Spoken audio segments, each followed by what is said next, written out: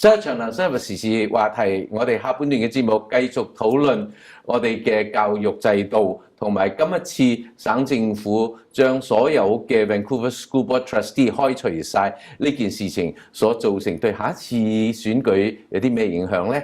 我哋今日嘅來賓咧係 NDP 嘅黨領 Mr. John Horgan。John, I would like to push a little bit further on your response that you'll find a way to be more cooperative and to work together. Can there be any specific approach that you would like to take that will turn into some kind of a policy approach? Mm-hmm. Well, I'm reluctant to get too deep into what our policy platform will be in the coming election. Broadly speaking, we're going to reinvest in public education to lift our per pupil funding, to make sure that the funding formula works in rural and urban BC. I think I've touched a bit on that, and we'll lay that out in the election campaign. But as a parent, my kids came through public education. I was involved in the parent advisory councils. When I was first elected, I was the education spokesperson for the official opposition for 1 year before I took on my other responsibilities as energy critic. So it was a great opportunity for me. I can remember doing parent-teacher interviews as the critic, which was really good because teachers wanted to not just talk about my kids, they wanted to talk about the system and how they felt the system could be improved. I've been to regular attendance in my own school board to hear trustees talk about the challenges that they face. And I've worked really hard on getting new schools built in a fast-growing part of my community. So I've been involved as a parent, as a student, as a young man, growing up, as a parent, and as an elected representative within the public education system. And I believe there are ways that we can get to a better understanding of the local responsibilities of trustees, the need to make sure that teachers have the ability and the flexibility to meet a changing classroom. The classrooms of today, BC, are not the classrooms of our day. It's harder to learn and it's harder to teach because of the diversity within the classroom with respect to special needs, and also with the distractions that young people have that we never had.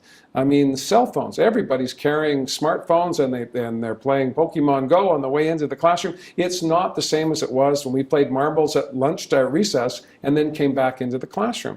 So we need to understand that as legislators and as policy people, that the system of our time is not the system of today. And those who don't have children in the system have to recognize that this isn't a social issue, it's an economic issue. If we're not training young people early on as they get in K-12 and then through to skills training outside of the classroom into colleges and universities and apprenticeships, we're not going to be able to compete in a globalized economy.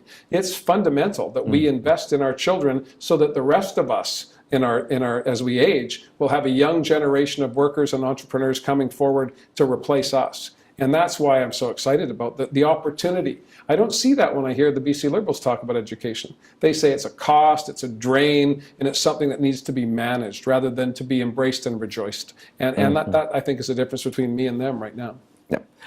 As you've mentioned about the teachers and the government, how to work together. But the relationship between the teachers and the government has never been a very honeymoon style.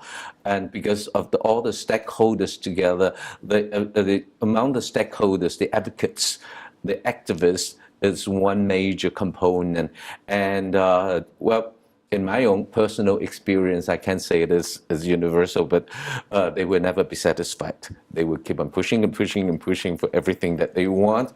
So even under the NDP government, teachers were legislated back to work for the first time in our province.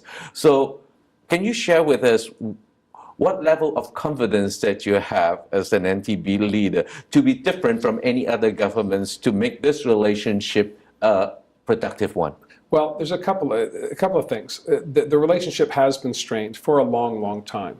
And that's largely because this transformation in the classroom. The teacher of today is not the teacher of yesteryear. The student of today is not the student of the past. So we need to understand that as citizens and as, more importantly, as legislators, elected officials, whether we're trustees, we're municipal councillors, or members of the legislature. We need to understand that there's something going on. There's a change going on at the very foundation of our communities, and we need to be on top of that.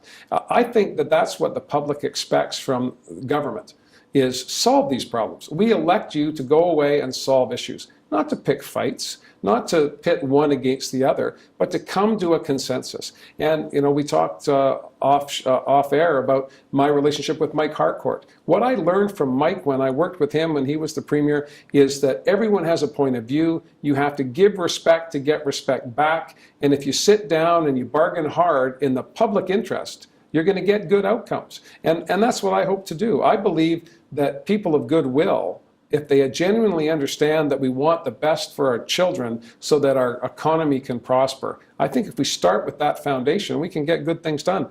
But sadly, now, 15 years into the BC Liberal administration, started by Christy Clark ripping up contracts in 2002, now as Premier, again, firing a board because she could. Because there was no evidence in the report that was done, the audit. I looked at it. Nowhere in the audit did it say you should fire the school board. The School Act issue was balancing the budget, and they claimed they were going to balance the budget. As I understand it, the budget is balanced today in Vancouver. So why would you do that? Why would you pick a fight 6 months before an election? If that's, in my mind, it was only because she could and be provocative rather than try and find a solution to the challenges of our time. That's why a new government has that opportunity. New eyes looking at old problems. What are the main difference between the amount of, in addition to the population and the composition of the demographics, what is the main difference between the Vancouver School Board, the Vancouver school districts, that has been always a difficult character in compared to other school boards, which, well, we have. The provincial government has fired other. Yes, they have.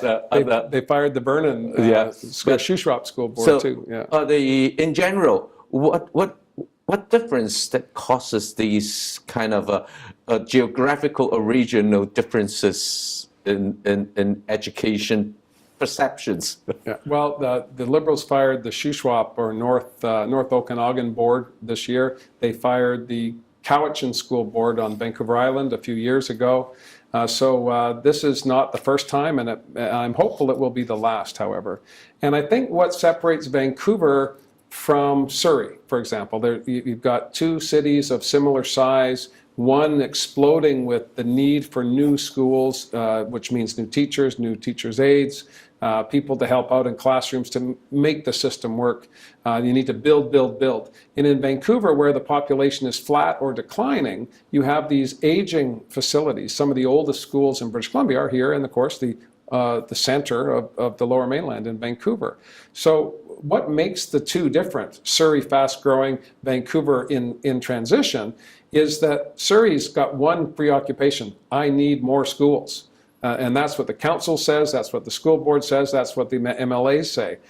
In Vancouver, there's a diversity of challenges, but it comes back ultimately to, are you providing the right amount of class time for the issues of class size and class composition? Because the school, as I say, again, the school class of our time is not the school class of today. So do teachers have enough time to meet the needs of all of the kids in that classroom?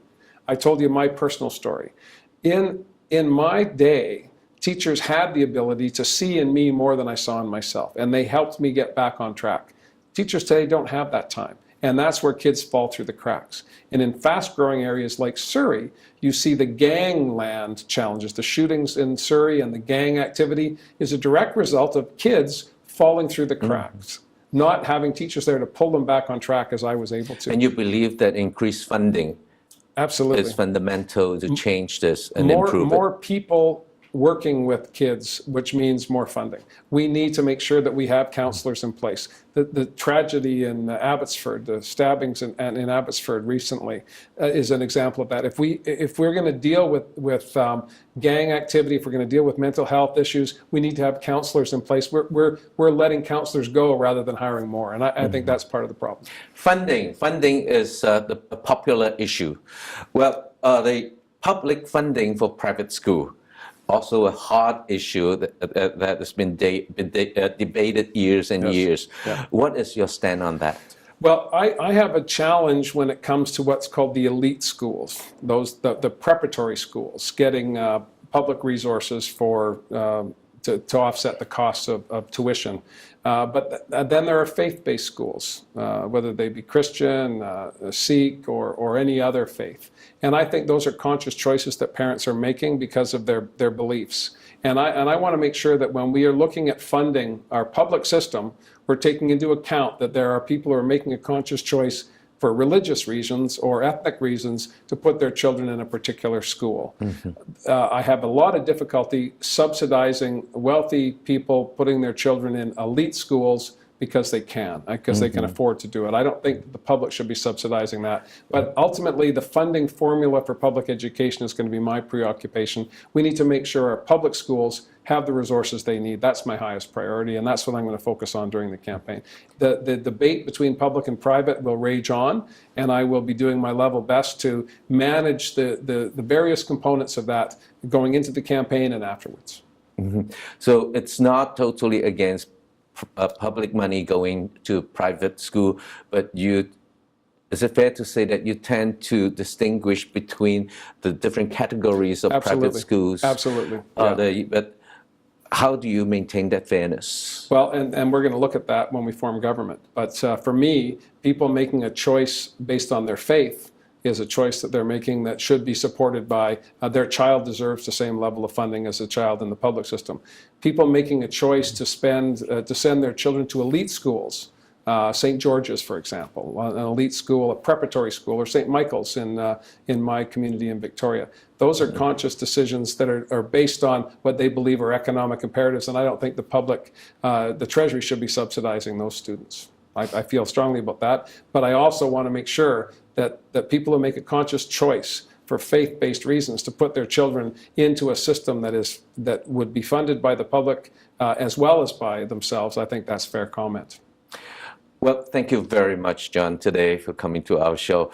We have opened many doors to many more questions, but I think we have a fair idea of what you look into the future about the education policies in our province. Thank you very much. Thanks for the opportunity. 週一長談深入時事話題，今日節目到此為止，我係黎拔佳 BC Lee，下次見。